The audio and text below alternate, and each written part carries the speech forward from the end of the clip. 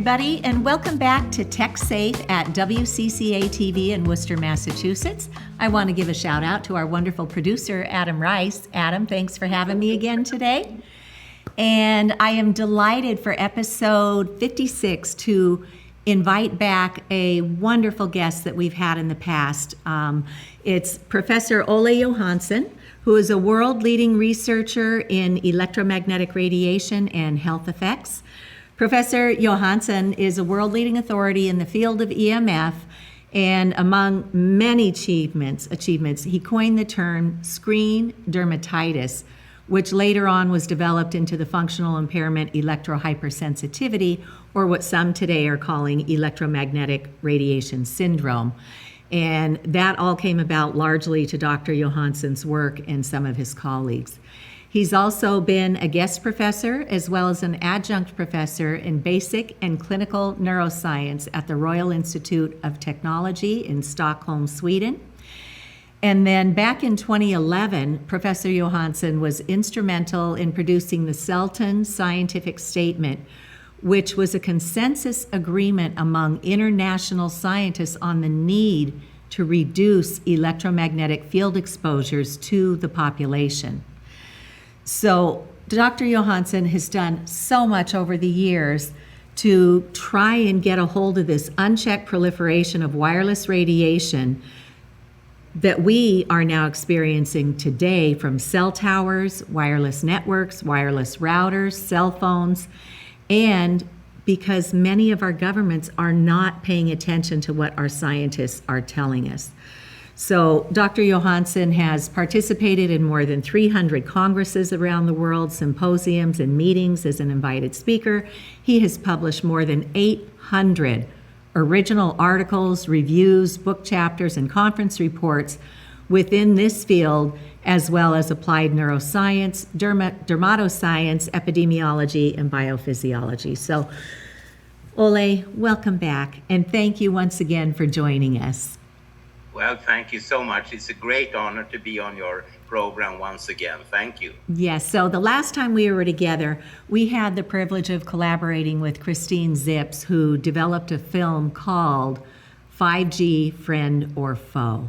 And so that has picked up some nice accolades around the world. And now what caught my eye most recently is that you sent out an email to some of us about a new paper about our honeybees. And I loved your subtitle on that. It was saying, read, react, and act. We have got to do something. So can you please tell us what this latest research paper is on the honeybees and why you're raising the red flag? Well, to begin with, when it comes to reacting and acting, very many of us, and I do the same sort of mistake, we share information with others. But that's not enough. You need to really do something locally or nationally or internationally. And it's up to each one of us to think what is the best action to be taken. And what we have been doing for a number of years is to interest us in the enormous decline of various insects, particularly pollinators, and particularly honeybees, bumblebees, and so on. Europe, we have done pretty well. For most countries, the reduction is in the order of 75% only within quotation marks, because that's, of course, 75% too many that have gone. United States, you have lost around 90% of the bumblebees, 75% of the honeybees. Canada have lost 90% or even more of their honeybees, and so on. And it's interesting to think about that bees, you find them everywhere around the planet, except for Antarctica, where you do not find any bees, but they have, on the other hand, mosquitoes, actually. But for the rest of the planet, there are about 20,000 natural wild type bees. And in the United States, you have around 4,000 of them. But the honeybees that are used for honey production, they are actually imported. They come from basically only Croatia in Europe to the United States. And that means that the genomic material you have in the United States, it's based upon around 200 queens only. And that's, of course, extremely susceptible to any change in the natural environment.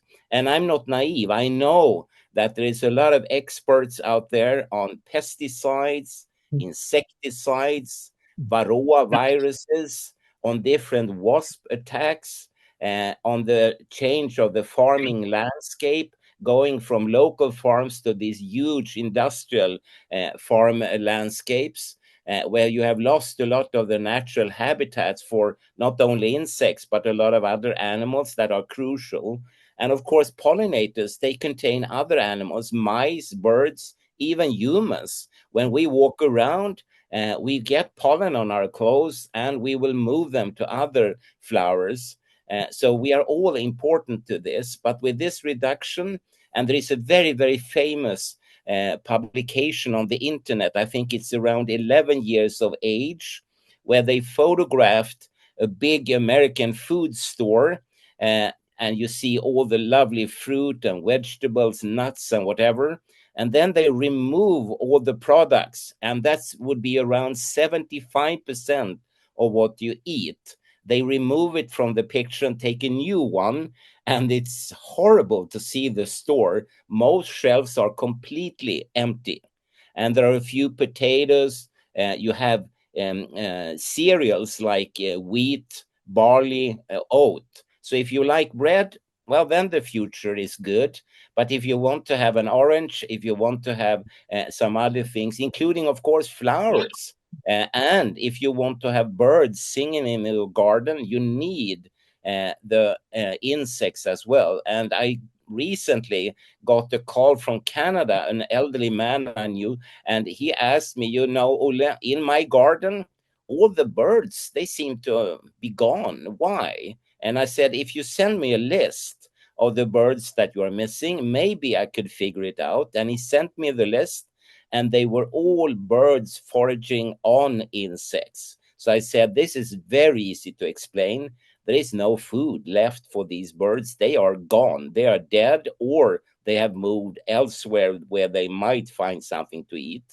And we say the same here in Sweden. And I don't dare to tell you, but I'm a biker, Mm-hmm. I run an American motorcycle.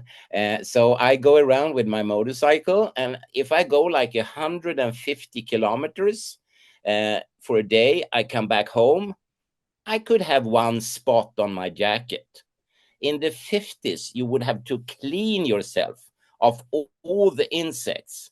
And I interviewed people at the nearby Shell petrol station, asking them what happened with all the equipment you had, like buckets of water, sponges, and so on, to clean the windshields. And they said, well, no one is asking for that any longer, because there are no insects left. And the same, and that would be like 2-3 years ago, I approached a farmer here in Sweden and asked him why they only were going for like wheat, oat, barley, and so on. And then he said to me, quite funny, he said, well, you are from Stockholm, so you don't understand this, but you see, there are no insects for the other types of crops we used to have. So we need to go for these others because they are wind pollinated. And yeah, and it's so scary to listen to him. And also we went down to France to make a field visit. And when we came to the small hotel in Lorient on the west coast of France, the breakfast hostess, she came in the morning and said, well, now you have to enjoy the last of the honey here, because the amount has decreased so enormously. So next year we cannot offer any honey to our guests. And she didn't know who we were, but she gave us the answer in ice cold letters, I would say. The insects are disappearing all over. And then coming back to the electromagnetic field, various scientists have done studies for well, at least the last 10, 15 years, showing that, for instance, honeybees, they don't like the presence of a cell phone. And with all due respect, some of these studies needs to be replicated because there are question marks. Was it the actual cell phone that was the problem? Was it the plastic of the cell phone that was smelly? Was it some kind of sound that irritated? Or was it the electromagnetic fields? It wasn't really known, but it pointed to it could be. And our most recent contribution, we used honeybees in Switzerland, and we in this case is Daniel Favre, who is really the expert here.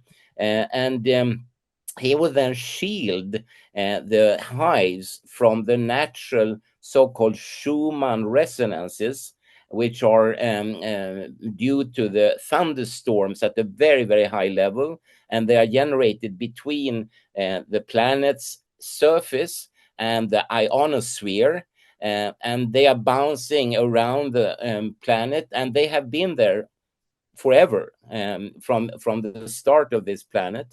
And of course, the honeybees, or bees in general, they are a rather new invention. They are only 125 million years old, because at that time, wasps realized that the newly, should we say, introduced flowering species contain nectar and seeds and pollen.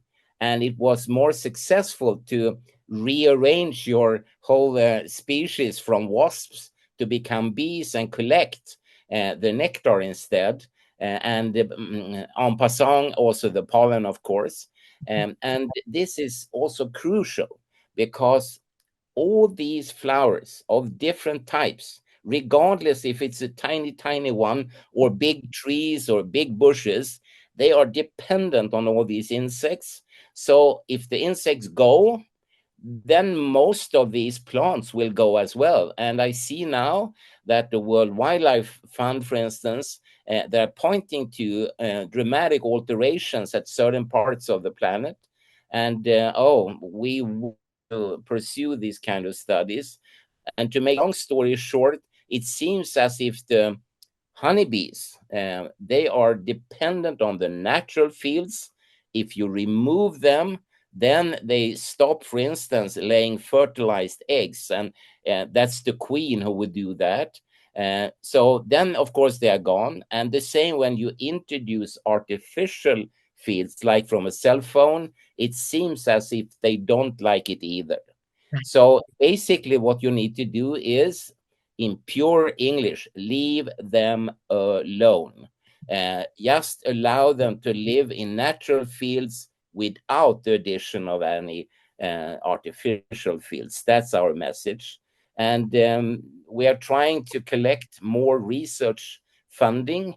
And if anyone listening to this program would like to help, they could go to research.radiation.dk, Delta Kilo, and scroll down a bit. And there they have options to support. And believe me, a single dollar is extremely important because we need every form of support here. And right now we have collected around $300. And as you understand, that's not very much, but No. we need. Wow. Well, thank you so much for everything that you and your colleagues are doing. I know when you talk about what can we do individually, one, absolutely support the scientists who are trying to get the facts on this that may promote public policy that will start actually protecting our planet.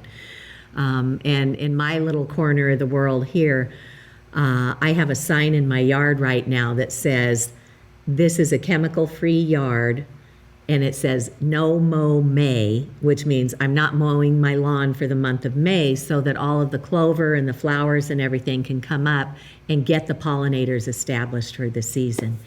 And every time I see, I've got a bumblebee or two in my yard, and every time I see them, I just say a prayer that thank you that this little bumblebee made it, because with 90% of them gone, And they're the little ones. We're the big Yeah. ones, right? I mean, Yeah. the little ones are going. So we know through the work that you and your colleagues have done in the science arena with electromagnetic fields that one, there is no safe level of man-made radio frequency radiation, right? Correct. And inch per inch, smaller things absorb more of this radiation than larger things do. So, looking through the scientific lens, it's no surprise that the little things are going by the wayside right now. Yeah. And if you, for instance, talk about the fifth generation mobile telephony called 5G, which was the subject of the documentary we talked about before, the wavelength is in the order of this, like an inch, and that's the size of a medium-sized bee or other types of insects. So they are body resonant to these energies. And I love what you do in your garden. And the most famous garden in the world, except yours, of course, is that's Sissinghurst, south of London in Kent. And for many years, I've seen that they don't mow their lawns at all. They make serpent-like corridors, which you can walk and see all the plants and grasses, whatever that is there. And before they would cut everything down, they have stopped that since a few years back. So you are following in a very, very excellent expert tradition, I would say. Yeah, and I saw that. I was driving through another town and I saw a sign on someone's yard that said no mow May. So I stopped to read it and I thought, wow, I want to do that because I don't want any chemicals in my yard. And these ornamental lawns that everybody came to adopt, they're just a status symbol. They don't feed anybody. The chemicals, the excessive watering are so bad for our planet. So mine won't be the prettiest lawn on the block, but it will make me feel really good and I'll smile every time I see our pollinators. Wait. I'm a big fan of what is called amateur gardening, but I would call it professional gardening, really. People like you. And I am sure if I would see it, I would love it. Because as you say, you see a whole bunch of different plants, flowers, and whatever, which you otherwise would have cut down. Right. And suddenly you have them, and they're beautiful. And I remember I showed a set of photographs I'd had taken to some people, and they said, "Wow, where have you taken those? Are they from Africa or something?" No, I said, they are from Sweden, just an uncut lawn. This is how it looks like. And all of them went back to their lawns and said, no more cutting down. Excellent. So, I mean, you can make a difference. And again, I would say to your viewers and listeners, don't share material on the internet. Do something instead. And here again, you have something very practical you can actually do. Give up these green lawns without any life and do something else. And it's not difficult at all. You can easily make it. And I wish I could take the camera with me out on my balcony because it's, there are so many flowers. And unfortunately, there are no insects, basically. I see maybe one a week. So it's very, very few, but they are there if they would come to the balcony. And at least it's beautiful for my eyes. Right. So you can make a difference, yes. So I believe you're familiar with a case that we've had here in Massachusetts in Pittsfield, where Courtney Gilardi and her family and neighbors were forced out of their homes because Verizon put a cell tower up right on top of their neighborhood. And this legal battle has now been going on for more than 4 years, I think. And early on, they were going to every single meeting in their town with the Board of Health, with the Planning Board, the Zoning Board, to try and educate these public servants about what is happening. And I remember one day I was watching one of the meetings and a longtime neighbor got up and took the microphone. And he said, I have lived here for 20 years and every year I grow my own food. I grow an incredible vegetable garden. And the first year that cell tower went up, that summer, we had almost no pollinators. By the second summer, there were none. And he said, I've been out there hand pollinating all of the plants, taking the pollen from one to another plant. because, as you said, these man-made frequencies are just overpowering our poor insects. And when you sent us this email about, our new paper about honeybees, we need to read, react, and act. That food chain that you described really hit home with me because, as you say, the pollinators get eaten by our flying friends like bats and birds, and then our cats feed off of those animals. So it goes up and up and up. And the image that you've created of the grocery stores with nothing but wind pollinated offerings on the shelves, we're getting there. Yeah, indeed. And I'm thinking a lot about children and grandchildren. What should they actually eat? Should they read about oranges, for instance? Is that the future? And it's just around the corner. If you come to Sweden in August, you would have seen a checkered board on the farming landscape. That's Mm-hmm. completely on. It's only one color, and it's what I would call a lion yellow, and that's the ripe cereals. That's it. You don't see anything else, And of course, farmers, they need to make their own money to have an income to their families. So they go with the wind, if you can call it like that. And they would grow the wind pollinated cereals. And we talked before the interview about the very important document that has come right just now from Make America Healthy Again. And I hope that your president and RFK Jr. also includes the other 8.7 million species and not only go for the humans, because we might be egoistic in the sense that we will care very much for ourselves, forgetting the propping up from all the animals you mentioned, including cats, mice, birds, insects, etc. We need them. We need them. And remember, they don't need us. So it's better that we take a step backwards and call it progress. Right. And we as humans tend to try to dominate and forget that we are nature. We are one of the little critters running around on this planet. And if we don't act with respect toward every other creature on this planet, well, the whole ecosystem's going down. Yeah. And what we've known is already crashing right now. So you are absolutely right.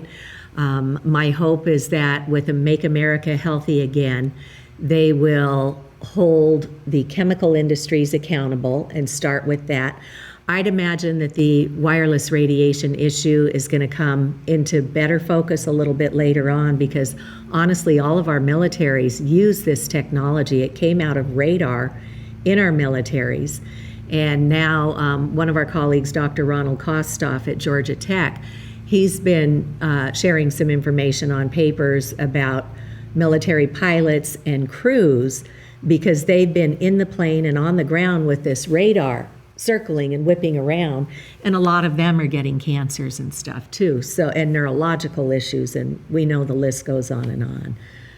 And may I just add, many, many years ago, I was summoned to one of the biggest airlines, commercial airlines, for a meeting, and it was behind closed doors, and I met all the medical staff, including the head medical doctor for that unit, and it's a huge airline. And it was exactly about what you tell me now, cancer in the flying personnel, especially among pilots. And again, they were not naive, these people. They knew they could be like stress, chemicals, but they were focused on the radar beams and all the electromagnetic fields inside a commercial airliner. And we sat there for many hours, also including representatives from the trade unions. And they were very concerned, I would say, very concerned. And we talked about the possibility of, and this goes for anyone actually, that you could distance yourself to a source, you can shield your equipment or remove it entirely. And I often see, not only in the United States, but everywhere, including Sweden, that people want to like move an antenna for wireless telecommunication away from their backyard. That's good in a sense, but from a solidarity point of view, if you don't want to have it, why should your neighbors have it? Yes. Think a bit, about what you're asking for, and to remove a base station or antenna tower, that's one thing. Maybe it's more, should we say, morally and ethically sound to crave for a natural exposure situation that is removal of everything. Right. So that we go back to, and that would probably, I'm not saying I know, but it would probably save a lot of other animals, plants. We haven't touched upon bacteria or anything. There are so many things to be talking about here that are going berserk right now. And I'm surprised, honestly, when I go here in Stockholm, I take the underground every day, and I'm surprised that adults are not standing on the seats screaming in horror, because they should. Yeah, they're lulled in front of their screens instead, Yeah, I right? know. It's like a zombie movie. I know. So, just so that our viewers know, there is a very deep body of scientific evidence of harm with the birds, bees, trees, and other biomes throughout the world. So, it's not like we're just getting started, but we've got to keep going. And when you talk about the airplane pilots, you and I also worked on a project together on an award-winning documentary called Generation Zapped. And the executive producer for that, one of them was Peter Sullivan, and he was one of the fighter pilots. And so he was up there in very high, non-natural magnetic electric fields, but also the natural, really high levels up there. Yeah. I didn't know this, and I met Peter. He's one of the most intelligent persons I've ever talked to. And then when he left the military, he went to work in Silicon Valley. He was an engineer. And so he had the best of everything with technology. And then his health started crashing. Both of his little boys, when they came up through the preschool years, wound up on the autism spectrum.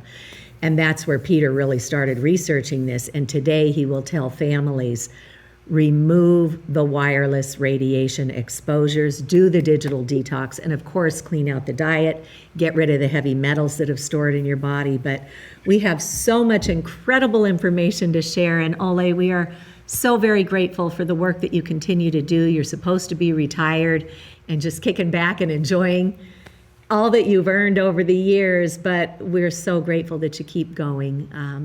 And I hope that people... Maybe you should say, keep going, trying to keep going, because some days they are difficult, I do know.